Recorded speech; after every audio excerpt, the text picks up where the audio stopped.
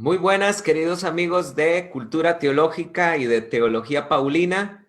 Aquí estamos otra vez, estos servidores de ustedes, Jorge y yo, para continuar con este estudio de Romanos que empezamos hace un mes. Ya esta es nuestra cuarta lección y hoy precisamente nos toca estudiar Romanos capítulo 2 del 1 al 16. Damos gracias a las personas que están siguiendo este estudio. Damos gracias a las personas que lo están escuchando también por YouTube. Recuerden que este estudio después se sube al canal de YouTube de Teología Paulina. Jorge, bienvenido una vez más. ¿Cómo estás, querido hermano? Recién estábamos charlando con nuestro pastor aquí que extrañábamos estas enseñanzas porque hace 2 años tuvimos un programa que duró un poco más de medio año. Así que es un placer para mí volver a enseñar otra vez. Y quería aclarar que, bueno, que se tiene que estudiar romanos, pero con mate de por medio, ¿no? Porque el Sí, es mate acá en verdad. Argentina es un gran compañero. Es Acá- cierto, en todos los estudios que tuvimos el año antepasado, eh, Jorge estuvo con su famoso el mate. mate. Yo tengo para la próxima, voy a tener un pinolillo listo. Así que vamos Pero a recuperar esas costumbres. Pero qué cosa, ¿no? Porque cuando fui a Costa Rica me olvidé el mate y vos te olvidaste de convidarme pinolillo, ¿no? Y fuimos al supermercado para darte pinolillo y no había por ningún lado. Yo estaba penado porque tanto te he hablado del famoso pinolillo y no lo pudimos probar. Y no pudimos probar tu mate porque no teníamos con qué prepararlo, porque aquí en Costa Rica eso no se acostumbra, ¿verdad? Pero Claro, no bueno, teníamos bombilla. exacto. Entonces tenemos que quitarnos el gusto del pinolillo y yo del mate. Así es. Vamos a estar estudiando Romanos capítulo 2 del 1 al 16. Así que, Jorge, ¿qué te parece si lees tú o leo yo, como quieras, para introducirnos en lo que vamos a leer? Dale, yo leo y después empezás vos y nos vamos turnando, dale. Ok, dale. Dice, por lo cual, capítulo 2, versículo 1, ¿no? Por lo cual no tienes excusa, oh hombre, quien quiera que seas tú que juzgas, pues al juzgar a otro, a ti mismo te condenas, porque tú que juzgas practicas las mismas cosas. Y sabemos que el juicio de Dios justamente cae sobre los que practican tales cosas. ¿Y piensas esto, oh hombre, tú que condenas a los que practican tales cosas y haces lo mismo, que escaparás del juicio de Dios? ¿O tienes en poco las riquezas de su bondad, tolerancia y paciencia, ignorando que la bondad de Dios te guía al arrepentimiento? Mas por causa de tu terquedad y de tu corazón no arrepentido, estás acumulando ira para ti en el día de la ira y de la revelación del justo juicio de Dios, el cual pagará a cada uno conforme a sus obras. A los que por la perseverancia en hacer el bien buscan gloria, honor e inmortalidad, vida eterna. Pero a los que son ambiciosos y no obedecen a la verdad, sino que obedecen a la injusticia, ira e indignación. Habrá tribulación y angustia para toda alma humana que hace lo malo, el judío primeramente y también el griego, pero gloria y honor y paz para todo el que hace lo bueno, al judío primeramente y también al griego, porque en Dios no hay acepción de personas. Pues todos los que han pecado sin ley también perecerán, y todos los que han pecado bajo la ley, por la ley serán juzgados. Porque no son los oidores de la ley los justos ante Dios, sino los que cumplen la ley, estos serán justificados. Porque cuando los gentiles que no tienen la ley cumplen por instinto los dictados de la ley, ellos, no teniendo la ley, son una ley para sí mismos, ya que muestran la obra de la ley escrita en sus corazones, su conciencia dando testimonio y sus pensamientos acusándolos, unas veces y otras veces defendiéndolos en el día en que, según mi evangelio, Dios juzgará los secretos de los hombres mediante Cristo Jesús. Versión Biblia de las Américas. Ok, bueno, queridos hermanos, precisamente de esto es lo que vamos a estar estudiando el día de hoy. Yo quisiera comenzar diciendo que no cabe duda de que Paulo, este capítulo, bueno, vimos que el capítulo número 1 estuvo muy dirigido a los gentiles. Pablo lo dijo, ¿verdad? Les escribo a vosotros gentiles, a los otros gentiles que también están en Roma. Pablo dijo que era deudor de los gentiles también, de los griegos, de los bárbaros, de los sabios, de los ignorantes. Pero ahora Pablo empieza a dedicar más su discurso a los judíos, y esto sobre todo se va a quedar claro cuando nosotros, aunque no lo vamos a estudiar hoy, leamos del 17 en adelante. Sin embargo, ya aquí hay unas insinuaciones claras de que Pablo le está hablando a los judíos. ¿Cómo lo sabemos?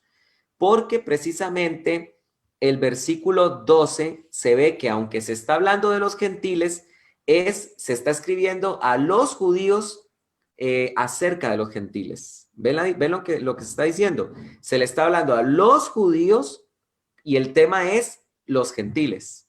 Porque ahí ustedes van a encontrar, porque todos los que sin ley pecaron, sin ley también perecerán, y todos los que con la ley pecaron mediante la ley serán juzgados. Entonces, Pablo aquí está hablándole a los judíos de que el gentil puede ser justificado, si él cree, si él pone por obra las obras de la ley por naturaleza. Eso lo vamos a profundizar dentro de un rato. Pero también otra de las cosas que vamos a ver en este estudio es que Pablo está tocando un tema en común que también tocó en el capítulo número 1.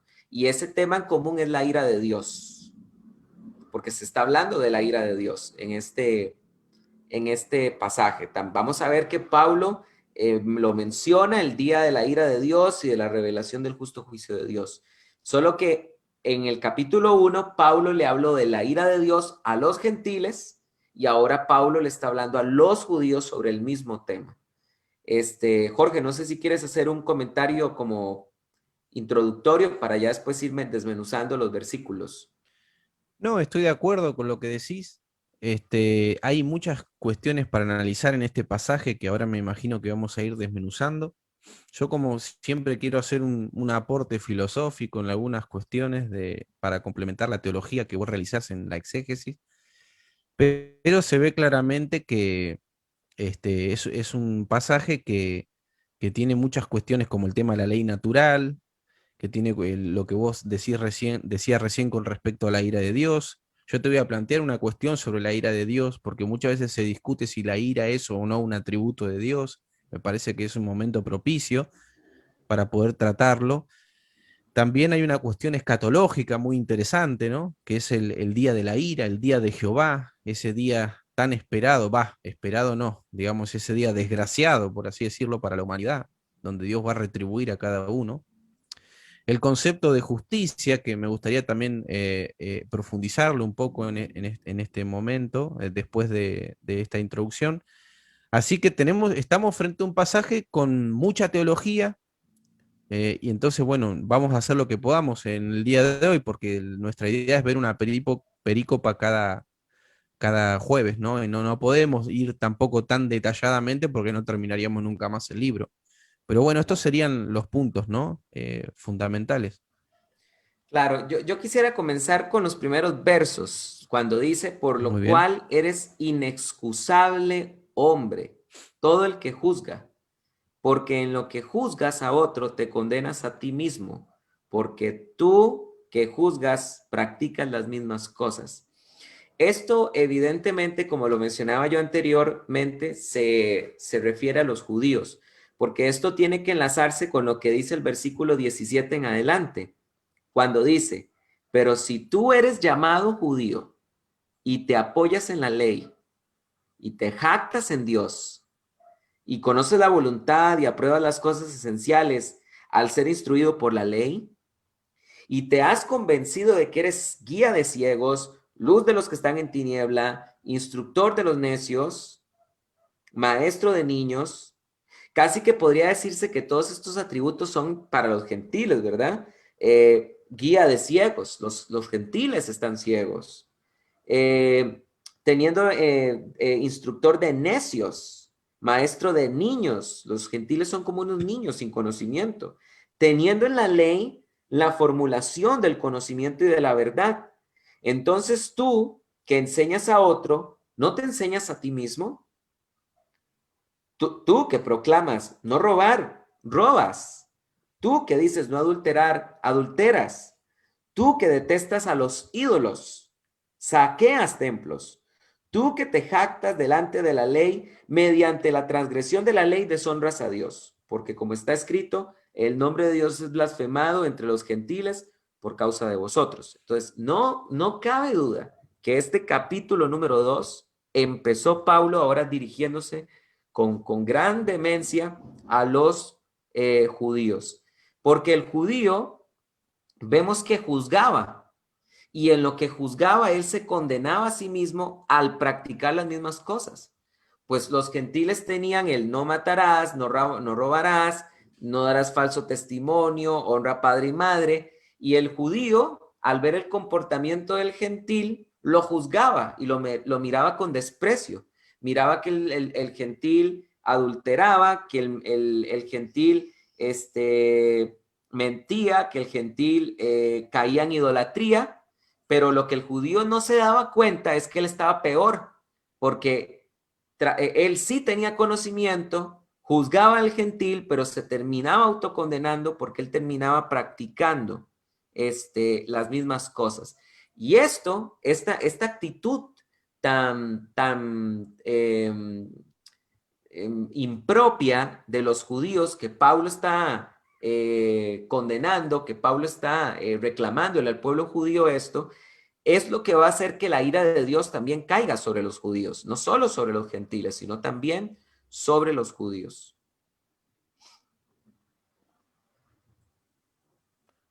Jorge. Bueno, muy bien, muy bueno, muy buena introducción. Eh, También partiendo del versículo 1, como Pablo va preparando lo que va a decir, porque acá no se va a salvar nadie, ¿no? O sea, todos son culpables delante de Dios. Por alguna razón, Pablo utiliza la palabra hombre genérico, ¿no? Es decir, todos los hombres estarán bajo la presencia de Dios para recibir la justicia, ¿no? De acuerdo a lo que cada uno hizo. Si bien se refiere al pueblo judío, los está regañando a ellos, también hay una pretensión de universalidad. Por la palabra hombre es un concepto universal, si es el genérico. No, acá no dice varón, por ejemplo, dice hombres, ¿no? Entonces, aquí se pone un lenguaje, se pone en juego un lenguaje que tiene que ver mucho con el tema de los tribunales, de la justicia, ¿no? Tiene que, con un lenguaje que usan los peritos en los juicios, ¿no? Es por eso que está muy interpretado Pablo en ese aspecto, con el tema de la justificación, toda una cuestión legal, ¿no? Somos culpables delante de Dios. Entonces yo estaba reflexionando mientras veía este pasaje y me preguntaba qué es la justicia, qué es la justicia, ¿no? Porque estos son conceptos que todos conocemos, pero que muchas veces no podemos explicarlos satisfactoriamente, porque el concepto de justicia no es unívoco, sino que admite varias interpretaciones. Por ejemplo, había en la época de Platón un sofista que se llamaba Trasímaco, y él tuvo en una oportunidad una charla con Sócrates, y Sócrates estaba a través de la dialéctica queriendo definir lo que es la justicia, ¿no? Entonces Trasímaco da una definición de justicia muy interesante. Él dice que la justicia es la que conviene al más fuerte. Fíjate la definición, ¿no? La justicia es la que conviene al más fuerte. Es decir, la justicia en el concepto de Trasímaco sería lo que combina a los estados, independientemente de qué régimen se tenga, si es oligarquía, si es monarquía, si es democracia, no importa. En el fondo, esa definición de justicia no responde a una ley divina o una ley natural, eh, al, eh, a lo que los hombres puedan definir como justicia, ¿no? Había otro sofista también en la época de Platón que se llamaba Protágoras. Este sofista decía algo muy interesante que va muy de la mano con esto. Él decía, el hombre es la medida de todas las cosas. Es decir, tanto la definición como de Trasímaco como la de Protágoras está poniendo en el hombre la medida de las cosas, es decir, la justicia, la verdad, son la medida de lo que quiere cada sujeto. En este sentido eran relativistas, ¿no? La verdad o la justicia en última instancia descansan en el hombre. En la época moderna este tipo de justicia se expresa, por ejemplo, los derechos humanos, que no buscan definirse mediante un agente externo que podría ser Dios o la divinidad o la naturaleza, sino la propia autonomía del sujeto. Este es el concepto de justicia, ¿no? ¿Qué prima hoy en día? El problema es que cuando no tenemos un agente externo en quien basarnos para la obediencia a una ley moral, no nos queda otro que contradecirnos a nosotros mismos, porque cada uno tendrá su propia ley moral. Por eso Pablo dice que el hombre cuando utiliza injustamente la ley cae en contradicción, como leíamos, ¿no? Y en el versículo 2, tú que juzgas a otro, le dice al pueblo judío, ¿no? A ti mismo te condenas porque tú que juzgas practicas las mismas cosas. Tú que condenas a los que practican tales cosas y haces lo mismo. Claro, acá tenemos una cuestión, ¿no? Los judíos tenían la ley divina y los gentiles la ley natural, escrita en su conciencia. Y aún así generaban contradicciones porque el judío no podía cumplir totalmente esa ley ceremonial mosaica, ni los gentiles la ley natural. Y ahora yo te pregunto, José Carlos, ¿cuánto más corrompida podría ser una ley a la medida del hombre? ¿No? Porque acá tenemos una ley que viene desde fuera, que la ley que la justicia verdaderamente viene, la ley moral viene dada por Dios, ¿no? Y en el mundo gentil, en el mundo clásico, estaba la ley natural. Pero hoy en día esas dos tipos de leyes, digamos, se intentan anular, ¿no? A mí me gusta, siempre que leo la escritura, trazar un paralelo con la realidad actual, ¿no? Y yo pensaba, ¿no? Digo, si hoy prima este tipo de justicia, que es a la medida del hombre, se encuentran algunas explicaciones de la realidad en la que hoy vivimos y que espera el juicio de Dios, ¿no? Por ejemplo, las minorías hoy en día que buscan justificar sus derechos antinaturales, lo hacen refugiándose en los estados como garante para implementar leyes que de otra manera no estarían justificados. Es decir, leyes que corrompen la ley de Dios, leyes que corrompen la ley natural, y para poder llevarlas a cabo, ¿qué necesitan? Necesitan la religión del Estado.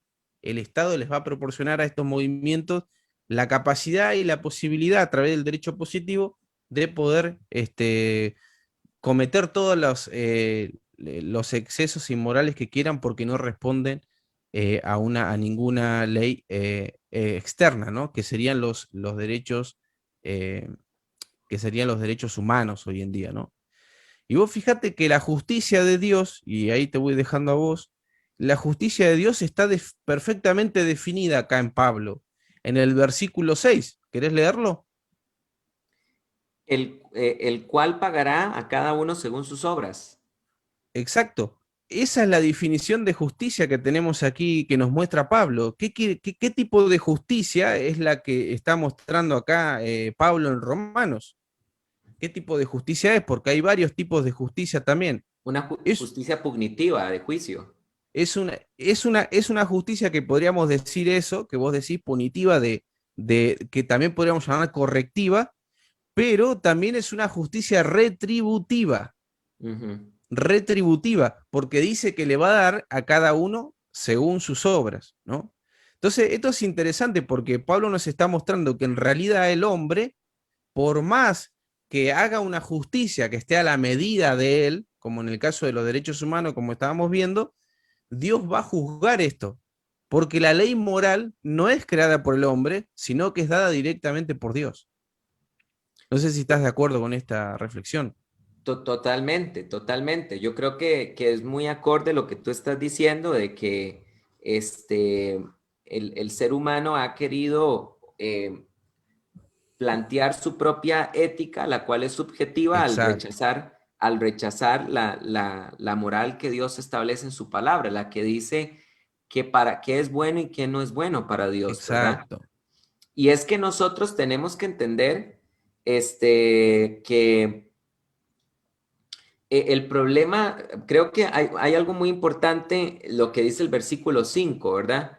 De que no solo el problema es de que el hombre es incapaz, ¿verdad? De cumplir toda esta moral de Dios por su naturaleza caída, porque esto es parte del Evangelio. El Evangelio dice que el ser humano está caído, el ser humano está enfermo y por eso necesita a Cristo en su corazón.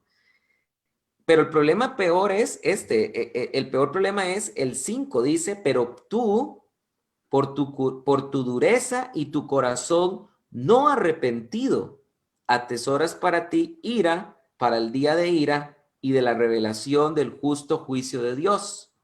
Entonces aquí vemos que Dios ¿verdad? Una de las cosas que Dios va a hacer también al derramar, al establecer su justicia, y que esta justicia es necesaria porque esta ira es necesaria, porque si Dios es un Dios de justicia, Dios tiene que dignificar la justicia de alguna manera. Y por eso es que Dios va a derramar su ira. Y Ah, vemos bien. que otro de los parámetros de Dios es precisamente porque dice que no está arrepentido el corazón humano. O sea, que quiere decir que la ira de Dios no viene contra el hombre por su incapacidad de no cumplir el código moral de Dios. La ira de Dios viene contra el hombre al hombre en el momento en que el hombre peca, pero el hombre no se arrepiente. Ese es el problema. Y eso hace que empecemos, lo que Pablo dice, empiezas a acumular ira para el día de la ira y de la revelación del justo juicio de Dios. Entonces, esto es muy importante. Yo quisiera cerrar con esta frase. Las personas no se condenan por su pecado, realmente. Las personas se condenan por rechazar la gracia que puede perdonar esos pecados. A ver otra vez, ¿cómo? No se condenan Las por su personas pe... no se Es condenan difícil por su eso. Mm. pecado. Las personas no se condenan por su pecado, se condenan por rechazar la gracia que puede perdonar esos pecados. ¿Se entiende? Bueno, Es lo acá que dice, pienso ¿no? yo. Dice que Dios les ha dado de la tolerancia y de la paciencia y han ignorado la bondad de Dios. Es que, Exacto. Ven, hay un rechazo de la gracia y la bondad de Dios y hay un corazón no arrepentido. Entonces, ese es el problema. Ese es realmente el y problema. vos fíjate que si tendríamos que pensar un poco este tema de la corrupción que hay en el hombre, ¿no?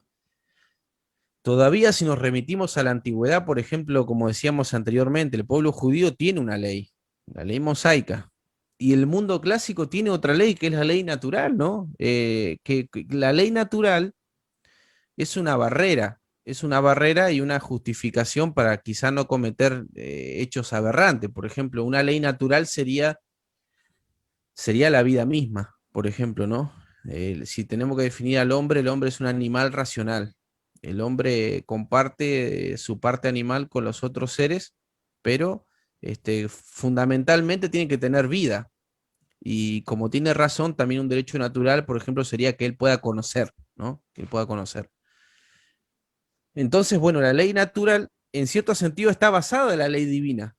¿Por qué? Porque si el hombre clásico reconocía, por ejemplo, una ley natural, de alguna manera está reconociendo una especie de creación, ¿no? La ley natural no es otra cosa que la creación de Dios.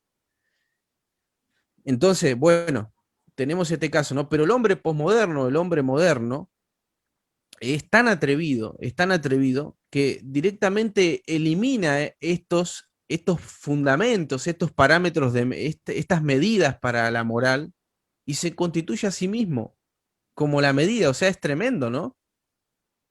Claro, porque cauterizan su propia conciencia. Claro, es como el estadio último de la corrupción humana. Es cuando el hombre dice, bueno, yo soy Dios. ¿Eh? Ya no hay una naturaleza, yo ya no tengo temor a la naturaleza, ya no tengo temor a Dios, yo soy Dios, ¿no? Y ahí volvemos a lo que el programa anterior, donde decíamos que el hombre cambió la gloria de Dios por una imagen corruptible a semejanza de hombre. Me parece que en estos tiempos estamos en la culminación de esto. Por eso, José Carlos, vos fíjate que los organismos internacionales, esta agenda globalista que busca resetear la mente de las personas, sobre todo de la cultura occidental, una de las cosas que hace es querer eliminar el orden cristiano. Ujú. Quiere eliminar el orden cristiano. ¿Por qué? Porque ahí están las bases de la ley moral y la ley natural. Claro, y sabes una cosa, que aún el mismo Richard Dawkins, si no me equivoco, ante el crecimiento del Islam en Europa, Ajá, estaba preocupado claro. porque cada vez Europa está siendo un país menos cristiano, pero es un país cada vez más con más adeptos del Islam. Y lo que nadie puede negar es que toda cultura en la que esté como cimentada su cultura, su sociedad en las ideas cristianas, tiene un escudo que lo protege y es la moral cristiana, ¿verdad? Pero esto se pierde por completo, ¿verdad? Cuando una sociedad quiere rechazar los pilares cristianos y quiere olvidarse de todos los cimientos que el cristianismo puso sobre la misma sociedad, una sociedad como que quiere presumir que no tiene ningún tipo de deuda con el cristianismo, cuando no es, eso es insostenible, ¿verdad? Claro, Mucho de lo que exacto. somos como sociedad se lo debemos al cristianismo. Y llega lo que vos dices, ¿verdad? Que es cuando empezamos a poner una propia moral eh, que cauteriza nuestra conciencia y que es una moral que muchas veces nos empuja hacia todo aquello que es antinatural también. Claro. Pero mira esto, te hago una pregunta, porque Pablo dijo también que acumulas ira para el día de la ira, lo cual parece pensar que la ira de Dios contra el mundo solo vendrá una vez. ¿Qué piensas tú de esto? ¿Solo hay un día para la ira o Dios podría derramar ira a lo largo de la historia? Mira, yo entiendo, yo no soy un experto en escatología, pero entiendo que el día de la ira hace referencia a un día concreto, a un día escatológico, donde Dios va, que eso va complementado, va unido a lo que son los juicios del Apocalipsis, ¿no? Entonces, el día del Señor o el día de la ira parece hacer referencia a un día preciso escatológico, que no digo que no pueden ser varios días el juicio, ¿no? Pero como que la palabra día se utiliza en un sentido preciso, que va a ser un momento, en un momento oportuno, Dios lo va a hacer, ¿no? Claro, de Eh, eso no cabe duda, no cabe duda que hay un día de la ira, del justo juicio de Dios, ¿verdad? Y lo habíamos leído en yo creo que se Sofonías. refiere a ese. No, yo estoy de acuerdo también con que se refiere a la ira de Dios, ¿verdad? Sí, Pero lo que quería decir con esto es que el hecho de que exista un día de la ira de Dios, que aún no se ha cumplido, por supuesto, y que es absurdo, ¿verdad? Porque a los tesalonicenses les estaban diciendo que ya estaban en la ira de Dios, ¿verdad? Que qué interesante esto. Ya les estaban diciendo que estaban en el día de la ira y Pablo les dijo que no podía venir sin que antes viniera la apostasía y el hijo de la perdición. Pero lo que quiero decir es que si hay el hecho de que Dios tenga un día para la ira, esto no quiere decir que Dios no pueda derramar ira sobre la humanidad también. Porque mira lo que dice Primera de Tesalonicenses 2 15 y 16. Vamos un toquecito ahí. Recordemos que Primera de Tesalonicenses fue quizás el primer libro que fue escrito del Nuevo Testamento. ujú, Esto fue escrito antes de la destrucción del templo. en el Puedes leer 53. por ahí 51, 52, 53, claro. Ujú. Ahí tuvo que haber sido escrito la primera carta a los tesalonicenses. ¿Qué dice el 2.15, primera Tesalonicenses 2.15 y 16, Jorge? Dice, los cuales mataron tanto al Señor Jesús como a los profetas y a nosotros nos expulsaron, y no agradan a Dios, sino que son contrarios a todos los hombres, impidiéndonos hablar a los gentiles para que se salven, con el resultado de que siempre llenan la medida de sus pecados, pero la ira ha venido sobre ellos hasta el extremo. ¿Ves? Ahí se está hablando que una ira ha venido sobre ellos hasta el extremo, ¿verdad? Entonces, ¿a qué acontecimiento histórico se puede estar refiriendo Pablo, ¿verdad? Porque no se puede estar refiriendo a la gran revuelta judía que llevó a la destrucción del templo, porque eso ocurrió entre el 66 y entre el 70.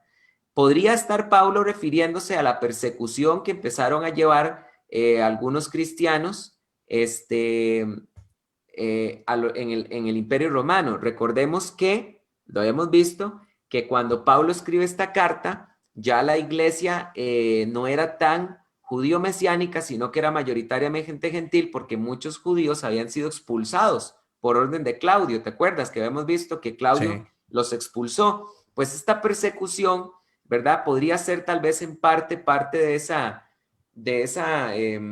ira de la que está hablando Pablo. Pablo está viendo como juicios de Dios contra el pueblo judío y Pablo los llama ira.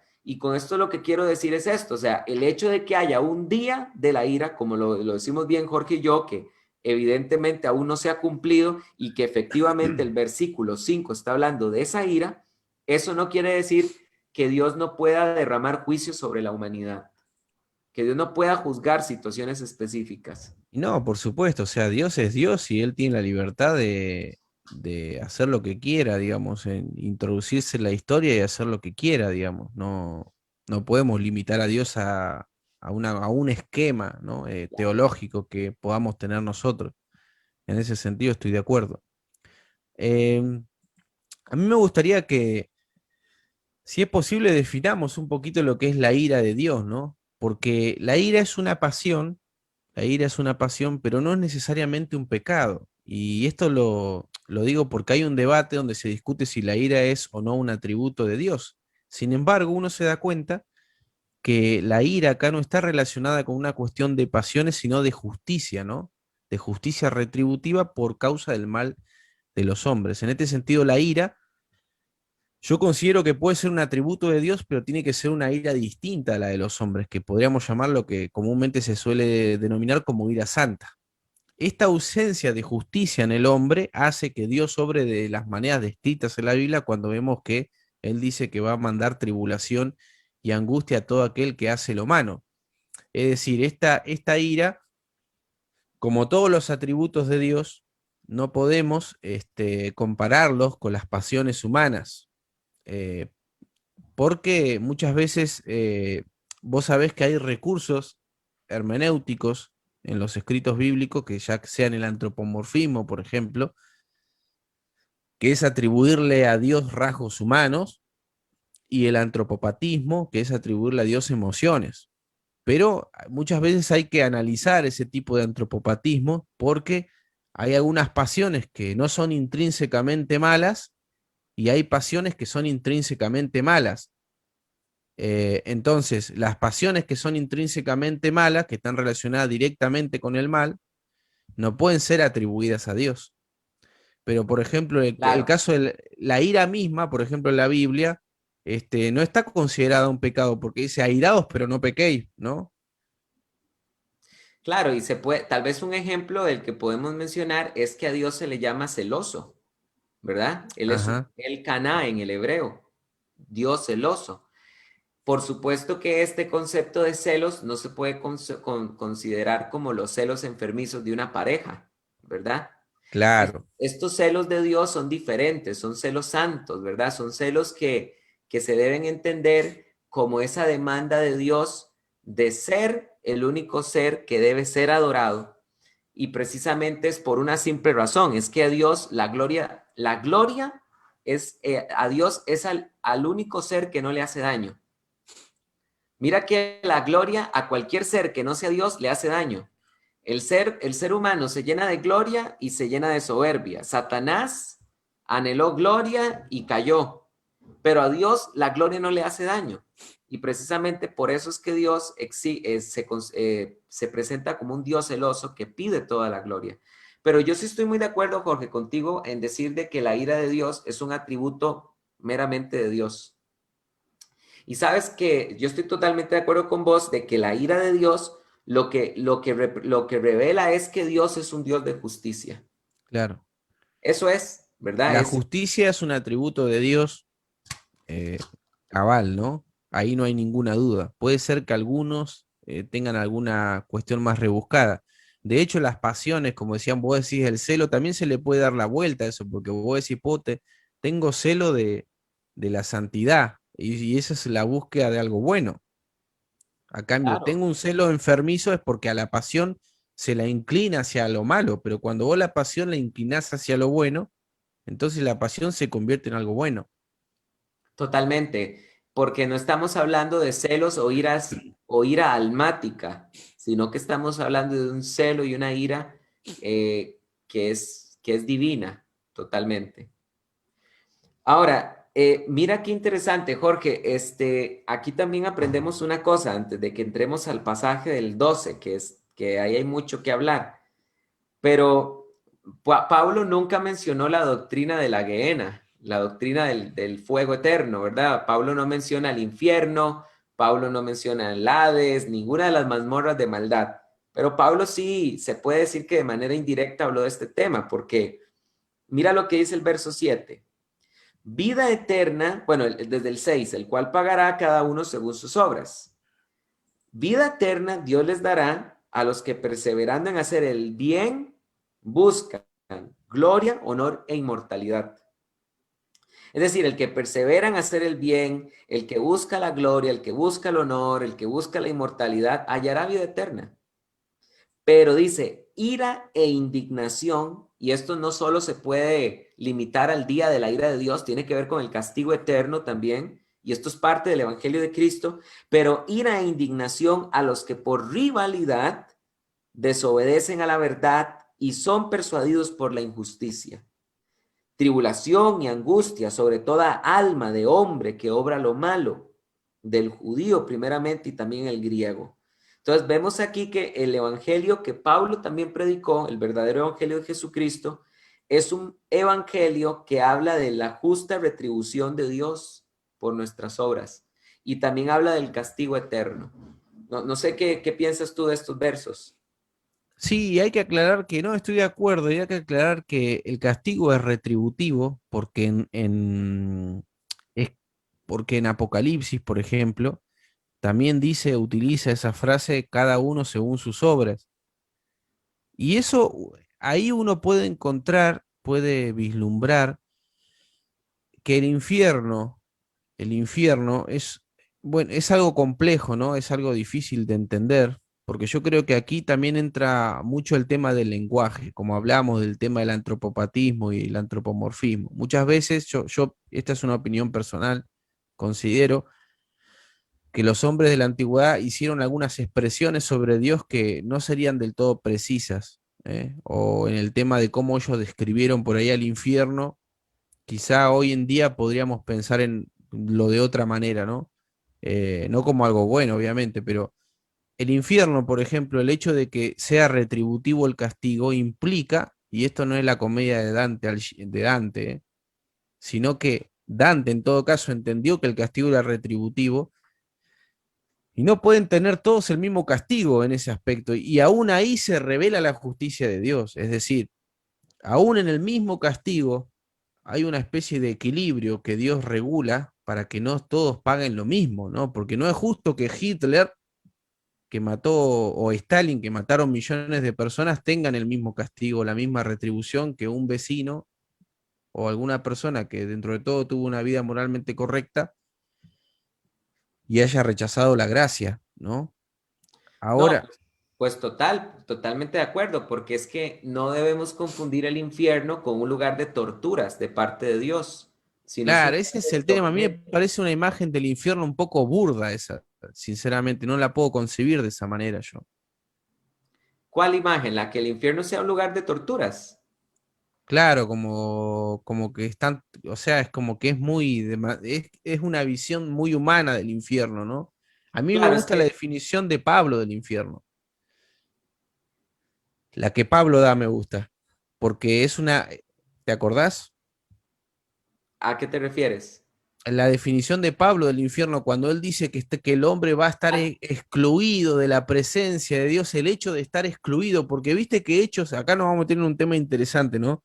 Viste que mientras andás buscando el versículo, si querés, que vos sos un crack buscando la Biblia, Primera de Tesalonicenses es, ajá, ¿te acordás que Hechos dice que Dios se puede ver ¿cómo se llama esto? La gracia común que Dios sigue proveyendo a los hombres todos los días, el sol, la ajá, lluvia. Tiene un nombre preciso, no me acuerdo ahora. Que es, multigracia. sí, no, pero tiene en la teología tiene un nombre, no me acuerdo si es gracia común o algo de eso es. Bueno, entonces en realidad los hombres, inclusive los que han muerto sin Cristo, todavía no han experimentado lo que es estar completamente alejado de la gloria de Dios. Esa definición de Pablo me parece mucho más interesante acerca del infierno que hablar de llama de fuego y una persona quemándose, torturándose eternamente. Claro. Es lo que dice Pablo en 2 Tesalonicenses 1:9 cuando dice, los cuales pagarán el castigo eterno, excluidos de la presencia de Dios y de la gloria de su poder. Exacto, yo creo que ahí hay que profundizar en el tema del infierno. Claro, y es que esa es la llama del infierno. Claro, No es una llama literal que quema a las personas, sino que es esto, claro, precisamente. Es esto. Yo estoy de acuerdo contigo en que, porque, a ver, el infierno, es muy interesante lo que pensó Orígenes en su libro Tratado Principios, ¿cómo es? Tratado tratado de de los los principios. Principios. Orígenes dice que la llama del infierno no es preexistente, ni es, perdón, que no es, sí, que no es preexistente ni es encendida por nadie, más que por uno mismo. Entonces, Interesante. Orígenes ve en la llama del infierno, él menciona un pasaje de Isaías que dice, andad en vuestras llamas, algo así menciona Orígenes. Él se sirve de un pasaje de Isaías, donde él menciona que el tormento del infierno es provocado por uno mismo, ¿verdad? Ajá. Y que Dios no tortura a nadie. Eso dice claramente Orígenes. Y yo estoy totalmente de acuerdo con él y creo que vos también, ¿verdad? Sí, de hecho, el gusano que nunca muere también es como una especie de metáfora de la conciencia, aunque Ciencia, obviamente claro. esto es algo que uno especula, ¿no? Porque no es que es eso, pero parece ser eso. A mí me parece que eso es el infierno, digamos. Claro, es que no podría ser una cuestión literal de gusanos literales porque el infierno es una prisión para el alma y el alma es algo inmaterial. Entonces no pueden haber gusanos que son cuestiones materiales, ¿verdad? Entonces tiene un significado mucho más profundo que eso. Am, Jorge, ¿qué tal? Porque ya son las 8 y todavía no hemos tocado los versículos 12 y 16. ¿Qué tal si le damos una pequeña ojeadita a esos versos? Sí, dale, no hay problema. Vamos ahí y bueno, después vamos terminando. Así no cansamos a los hermanos. Bueno, voy a leerlo para que lo recordemos. Dice, porque todos los que sin ley pecaron, sin ley también perecerán. Y todos los que con la ley pecaron, mediante la ley serán juzgados. Porque no son los oidores de la ley los justos ante Dios, sino los hacedores de la ley. Eh, sino los hacedores de la ley serán declarados justos. Porque cuando los gentiles que no tienen ley hacen por naturaleza cosas de la ley, estos son ley. A ver, porque cuando los gentiles que no tienen ley hacen por naturaleza cosas de la ley, estos, no teniendo ley, son ley para sí mismos, los cuales muestran la obra de la ley escrita en sus corazones, dando testimonio juntamente con su conciencia y acusándolos y defendiéndoles sus razonamientos, en el día en que Dios juzgue por medio de Cristo Jesús los secretos de los hombres conforme a mi evangelio. Jorge, yo quisiera aquí resaltar algunas cosas. En primer lugar, señores judaizantes, Pablo está diciendo que los gentiles que no tienen ley, eso quiere decir que eso es un cuentazo judaizante que desde siempre el hombre ha recibido, el hombre conoció la ley de Moisés. Porque esto es un cuento de los judaizantes. Los judaizantes dicen que lo único que Dios hizo fue a través de Moisés ponerla por escrito, pero que la Torá todo el mundo la conoció. Entonces ellos apelan a pasajes como Abraham guardó mis leyes y mis mandamientos, apelan a cuando dice la Biblia que Noé separó animales puros de los impuros y al final este pretexto de que todo mundo desde siempre conoció la ley, lo usan para decir que todo mundo desde el Edén se circuncida, que todo mundo desde el Edén guarda Shabbat, que todo mundo desde el Edén come kosher, y esto es absurdo, porque Pablo dice que todos los que sin ley pecaron perecerán también, porque Pablo dice, porque todos los que sin ley pecaron, sin ley también perecerán, y todos los que por la ley pecaron, mediante la ley serán juzgados. Porque no son los oidores de la ley los justos ante Dios, sino los hacedores de la ley. Por cuanto los gentiles que no tienen ley, ahí está clarísimo, los gentiles no tienen ley. Y no se está refiriendo a la ley de la conciencia, porque de hecho Pablo se iba a decir que ellos tienen una ley, que es la ley de la conciencia. Pero cuando dice Pablo que los gentiles no tienen ley, ¿a qué ley se está refiriendo? A la mosaica. Entonces queda claro que Pablo aquí está enseñando que los judíos que conocieron la ley mosaica serán juzgados por ella. El gentil que no conoció la ley mosaica será juzgado por la ley de su conciencia. Y esto también nos hace entender que Dios tiene una forma de juzgar a aquellas personas que nunca conocieron de Cristo Jesús. Sí, sí, es interesante y bastante complicado el tema porque, o sea, estoy de acuerdo y es cierto lo que dijiste, acá hay dos tipos de ley, ¿no? La ley mosaica y la ley de la conciencia. El tema es que después más adelante Pablo, no nos vamos a meter ahí porque vamos a llegar, pero parece dar a entender que en realidad nadie se va a salvar. ¿Por qué? Porque la justificación viene por la fe. Entonces viene la pregunta es esta. ¿Qué pasó con toda esa gente que no recibió la revelación de Jesucristo, ¿no? ¿Qué pasó con toda esa gente que no conoció el Evangelio? Bueno, hay distintas respuestas a eso. Los más extremos dicen que en realidad perecieron porque no tuvieron acceso a esa salvación que es por la fe y que es la única manera de salvarse.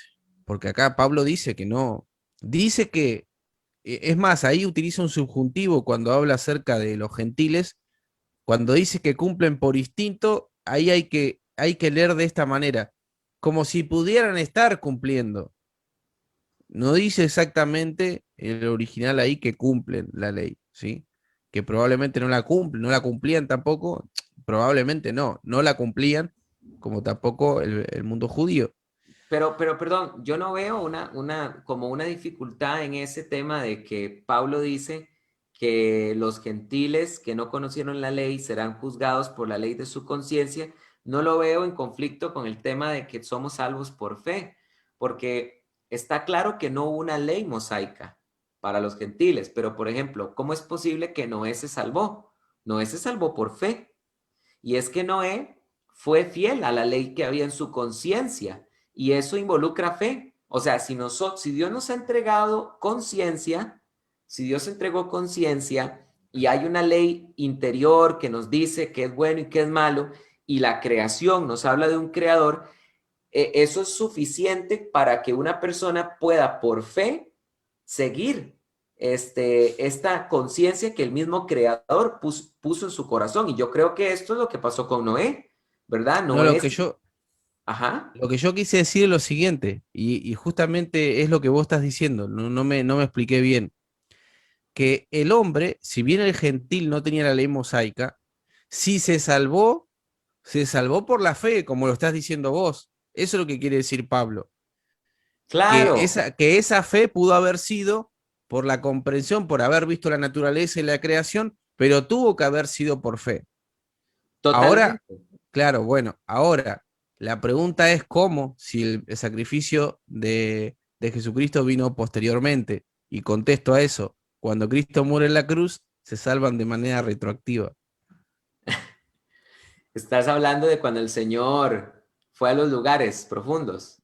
No, estoy hablando que el sacrificio, la cruz, cuando Él muere, y Él, porque obviamente él es el que realmente paga por el pecado de todos los hombres, de todos los hombres, de todas las épocas, ¿no? Cuando Cristo muere, Él retroactivamente salva a toda esta gente que tuvo fe anterior al sacrificio de Cristo. Eso quise decir. Claro, Retroactivamente. claro, Bueno, sí, podemos encontrar un paralelo en lo que vos decís con respecto a estos justos, ¿no? que Él fue y predicó a los justos encarcelados. Pero ahora, ya como para ir terminando, estamos de Sí. acuerdo que Pablo es claro que el justo, que se salva las personas por fe. Pero vea lo que dice el 13, porque no son los oidores de la ley los justos ante Dios, sino los hacedores de la ley serán declarados justos. Ahí parece que Pablo está enseñando que la salvación es por obras. Se contradice, parecería ahí, ¿no? Te digo que no, te voy a decir por qué.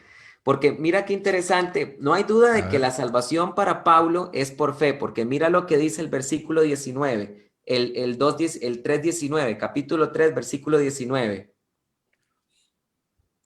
Am,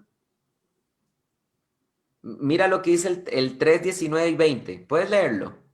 Ahora bien, sabemos que cuando dice la ley, lo dice a los que están bajo la ley, para que toda boca se calle y todo el mundo sea hecho responsable ante Dios. porque por las obras de la ley ningún ser humano será justificado delante de él, pues por medio de la ley viene el conocimiento del pecado, el pedagogo, ¿no? Claro, pero todavía esto parecería que hay una contradicción, porque Pablo dice en el 3:20 Sí, que que sin las cumplían a la obras de la, ley.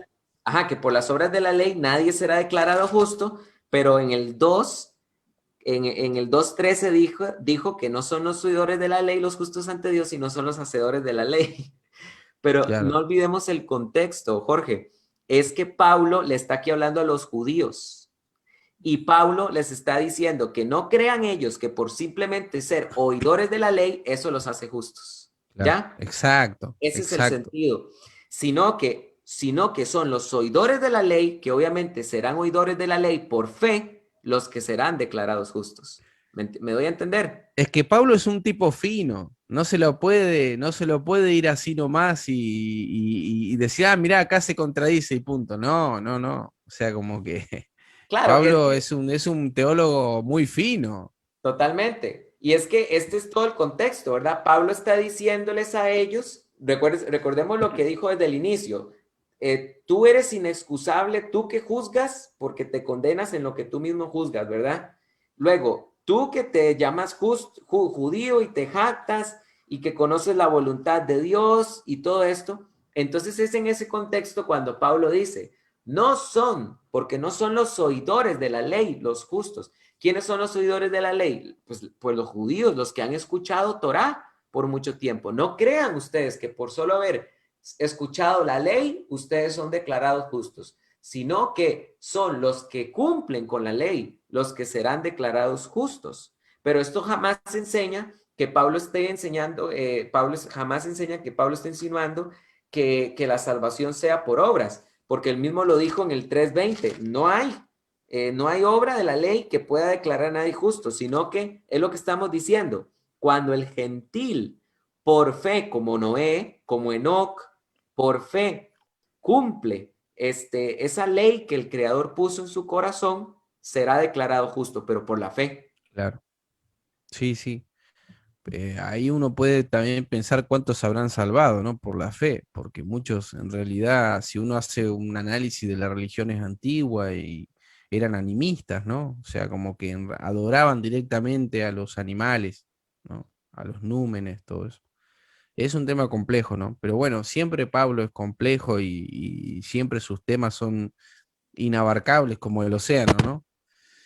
Em, Así Así que es. bueno, pero creo que hemos abarcado bastante igual del pasaje, creo que hemos hablado un poco de lo que es la justicia, la ira de Dios, que es algo que es recurrente en este pasaje, hemos visto lo que significa ese día escatológico, Los dos hemos tipos visto de ley. los dos tipos de ley, me parece que está bastante bien. Ok, entonces, queridos hermanos, les damos muchísimas gracias por haber escuchado este estudio el día de hoy. Esperamos que sea de muchísima bendición para ustedes. No se les olviden el curso que Jorge está por iniciar el lunes 29. Lunes 29, Jorge va a iniciar un curso de canon bíblico. Son 4 lecciones. Ese curso tiene un costo de $13. Si ustedes quieren saber más de ese curso, escríbanle a Jorge en su página de Cultura Teológica. No se olviden de seguir estos estudios también en YouTube. Los pueden escuchar en el YouTube de Teología Paulina. Queridos hermanos, muchísimas gracias por habernos escuchado el día de hoy. Esperamos que haya sido de mucha bendición. Jorge, despídete. Bueno, muchas gracias hermanos por estar ahí, la audiencia firme y presente, gracias por estar escuchando y bueno, esperamos que podamos ir profundizando más y aportándole lo más que podamos al pueblo de Dios. Así que les deseo una buena noche, que el Señor les bendiga.